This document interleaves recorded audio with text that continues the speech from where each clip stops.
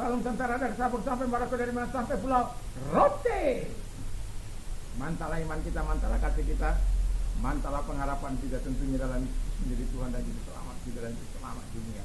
Jangan katakan bahwa Yesus bukan Tuhan, jangan katakan pula bahwa Yesus bukan Juru Selamat. Dia adalah Tuhan, dia adalah Juru Selamat. Kalau engkau percaya, engkau akan diselamatkan. Engkau tidak percaya, engkau akan dihukum. Yohanes 3 ayat 36.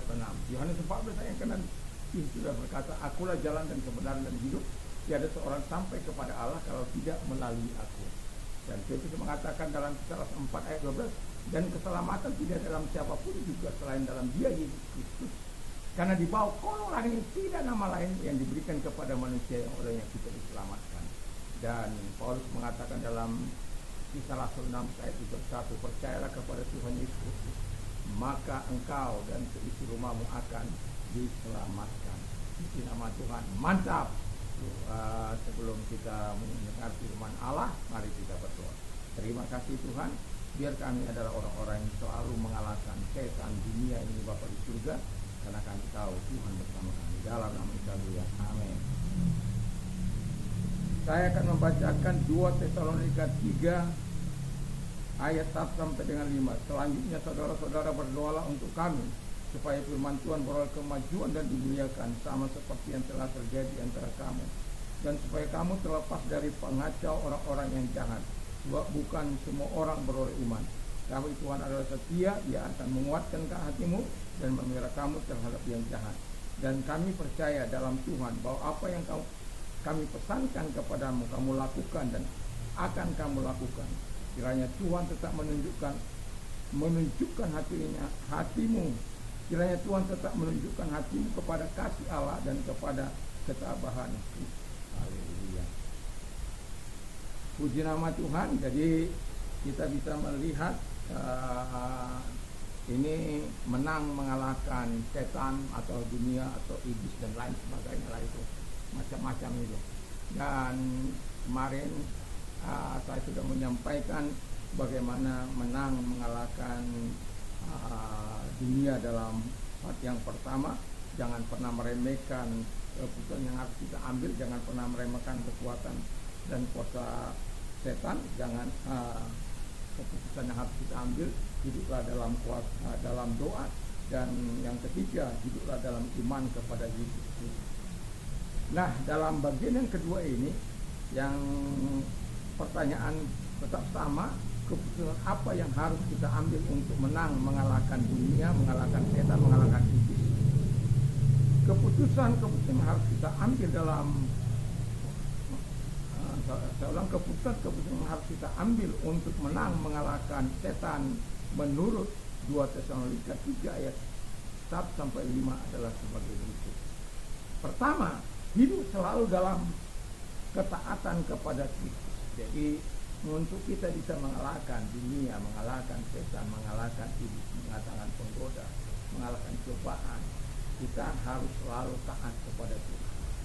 Mengapa kita harus selalu taat kepada Tuhan? Dalam ketaatan itulah kunci kekuatan kita. Dalam ketaatan itulah kunci kita terus bisa menggunakan kuasa Allah.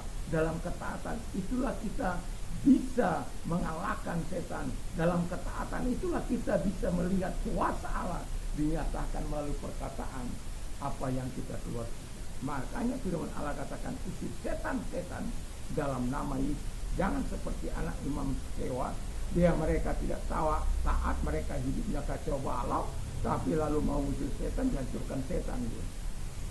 Karena apa?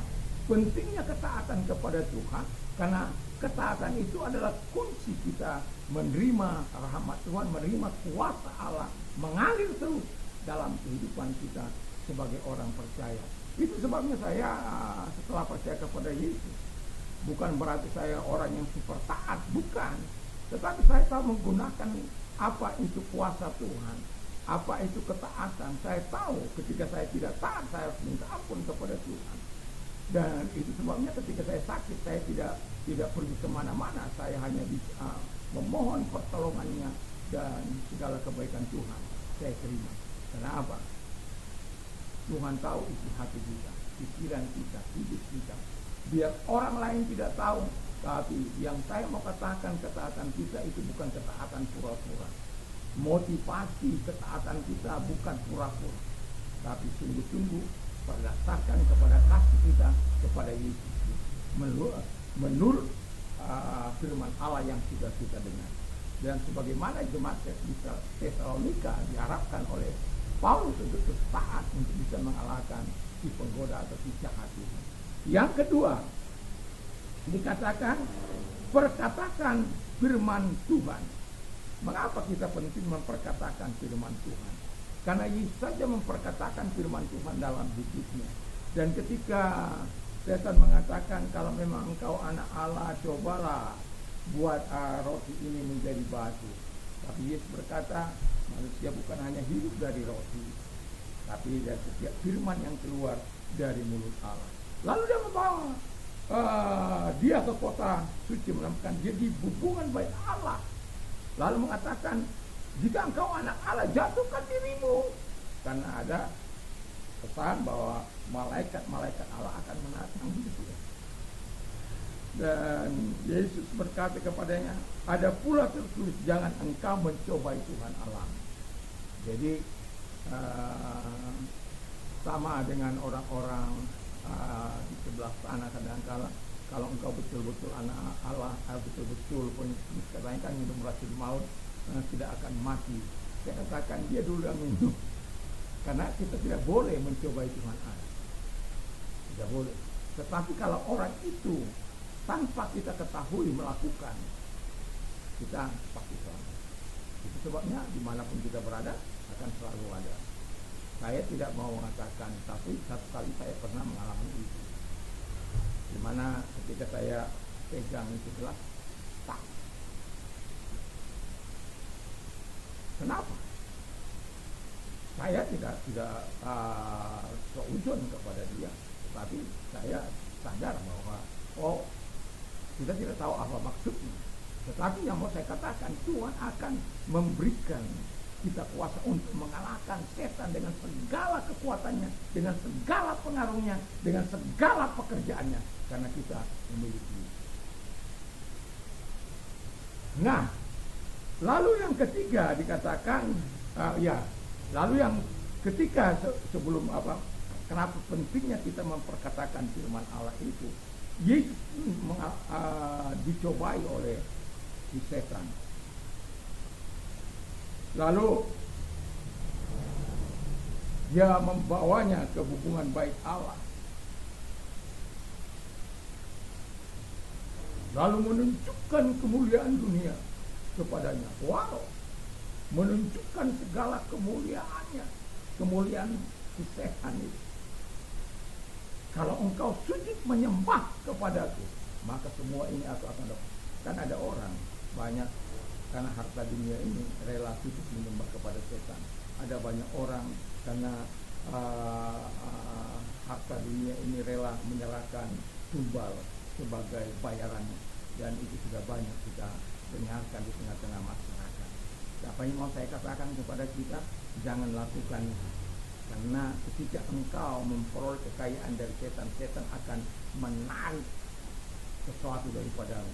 Kalau enggak serahkan tumbal itu, maka kematian yang akan datang kepada apa artinya kepada engkau mati. Dan yang saya katakan kepada kita, atau apa artinya kalau anak kita menjadi korban, menjadi tumbal bagi kekayaan kita? Tidak perlu. Saya dulu di kampung punya orang seperti itu, tetapi tidak perlu kita apakan.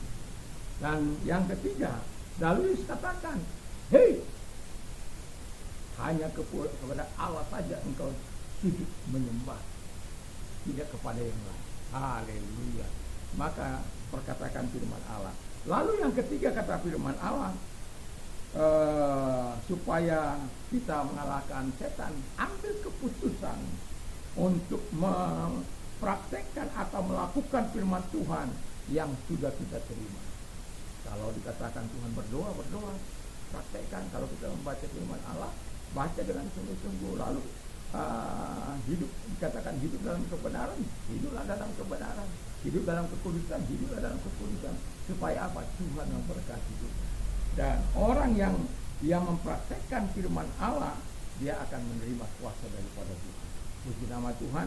Semoga keputusan-keputusan kita untuk hidup selalu taat kepada Tuhan, untuk memperkatakan firman Tuhan, mempraktekkan firman Tuhan akan betul-betul kita lakukan dalam hidup ini, sehingga setan tidak dapat menguasai kita, tapi setanlah yang kita kalahkan oleh karena kuasa Tuhan. Mari kita tutup Allah. Terima kasih, biarlah berkat-Mu senantiasa menyertai kami. Dalam nama Tuhan ini, kuasa-Mu selalu menyertai kami. Kalau engkau sedang sakit apapun sakit penyakitmu, dalam nama segala sakit yang engkau perintah keluar, dan oleh diluris engkau sembuh. Kuasanya menyembuhkan engkau. Terima kasih. Kami juga bersyukur kepada-Mu Tuhan. Biarlah kasih dan kemurahan Tuhan senantiasa ada. Dan kalau engkau sedang mengalami masalah, angkat tangan di hadapan Tuhan. Dalam nama Yesus, dia tangan-tangan yang diangkat kepada-Mu. Tolong mereka Tuhan, di dalam nama Yesus.